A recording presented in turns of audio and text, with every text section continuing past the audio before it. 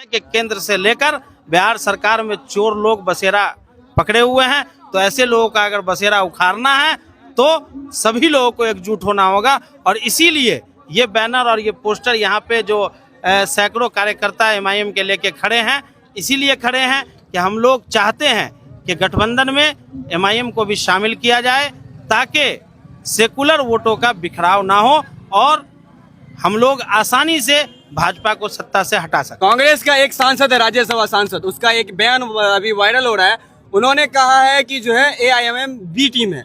ओवैसी साहब के बारे में कुछ बोला है? आपको हम जानकारी के लिए बता दें कि मोहतरम इमरान प्रतापगढ़ी साहब एमआईएम के ही 2 विधायक के समर्थन से राज्यसभा के सांसद बने, तो उनको ये कहते हुए तो कम से कम अपने मोहसिन का एहसानमंद होना चाहिए।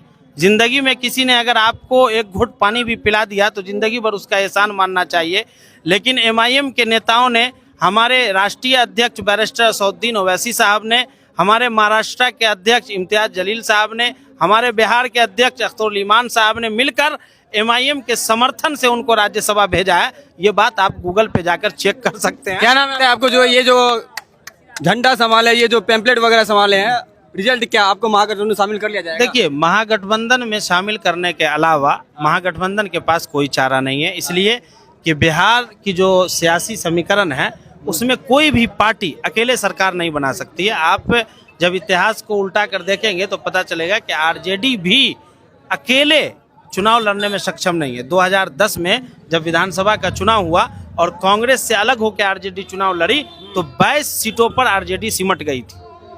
तो इसलिए एक दूसरे का सहारा बनना होगा और हम बार बार यही कह रहे हैं, हमारा किसी से कोई झगड़ा नहीं। हम चाहते हैं कि एनडीए और भाजपा को सत्ता से बेदखल किया जाए, वोट चोरों को सत्ता से और गद्दी से हटाया जाए। तो उसका सिर्फ मात्र एक रास्ता है कि इंडिया अलायंस मजबूती के साथ सभी को साथ लेकर चले और एआईएमआईएम को भी उस गठबंधन में शामिल करें।